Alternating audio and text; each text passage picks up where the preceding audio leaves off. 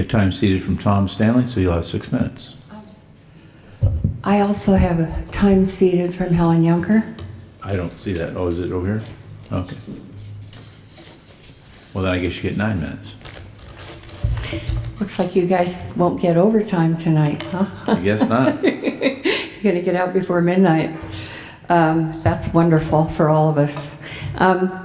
I'm coming here tonight just to recap and clarify my concerns about policies that will eliminate millions of dollars of existing affordable housing if you do not modify and extend the Granny Flat program.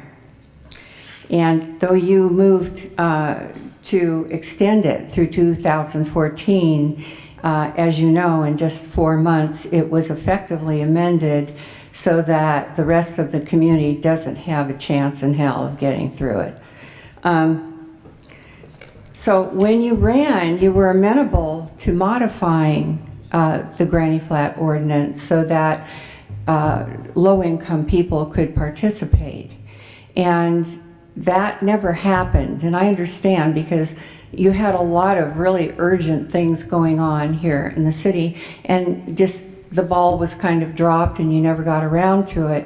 But at that time, I did warn you that people would lose their Granny Flats if you didn't modify it.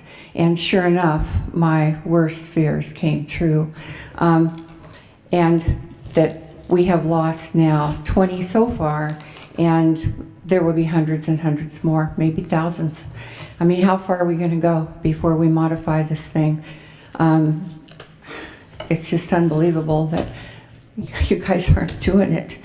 They're already here. So as I promised last week to email you the evidence for what I was saying, I did. I sent you the public information request from the attorney's communications and appointments. That was 80 pages.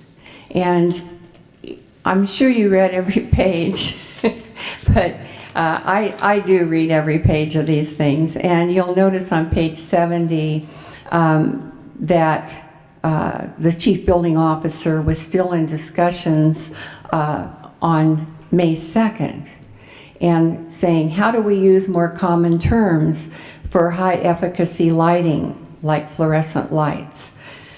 I can derate wall heaters to this or that.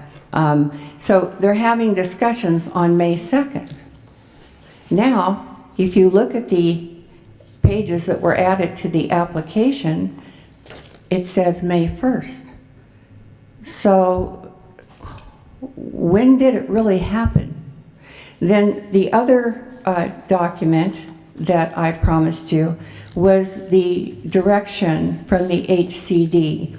And I sent this to you also. And that is a 7-page email string.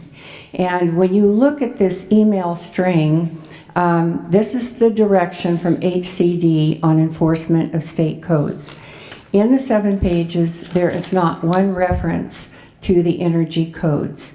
They never directed them to do that.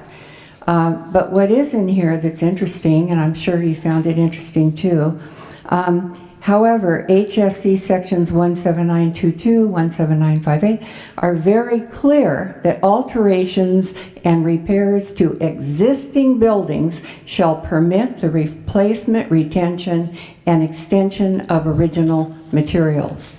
Then, after all of this governmental stuff, which I'm sure probably only Councilman Morehouse understands, it says, in summary, it appears that the local enforcing agency has a range of flexibility to enforce the codes, modify them, or accept alternate methods. That was the final statement. This is signed by Sean Huff, State Housing Programs Manager, Division of Codes and Standards, Department of Housing and Community Development. So there you have it. In the other document, which was communication, there was no communication with management in those 80 pages. It was just with the employees of the chief building officer. Now, there would be no reason for that not to be in here had the management been telling him what to do. There's no lawsuit, there's no reason for a lack of transparency, there's no reason for the public not to know. So I have to assume this was it. So it was not, and I don't think any of you knew. So why was this done? It just doesn't make any sense. It wasn't directed by the state. So what I'm asking you to do, again, which I've been asking you now for a couple of years, is to modify this and extend it. You know, I felt badly last week that I felt like you personalized some of the things I was saying, and it wasn't about you.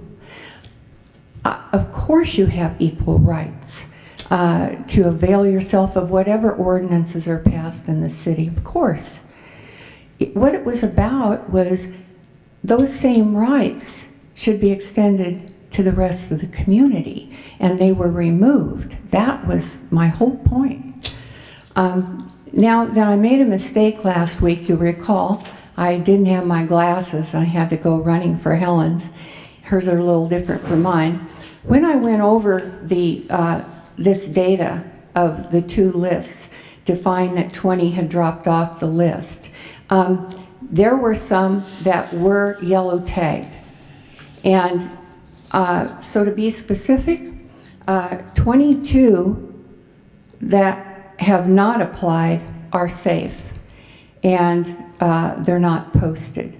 So those 22, when they are gutted at the end of the year, if you don't modify this, that's safe, affordable housing that we can say goodbye to.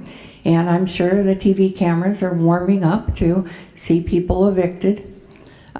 16 of the 20 that disappeared were safe. Now, the reason these were posted is because somebody had turned them in. And so once you get turned in and they come and inspect, they'll find safety issues.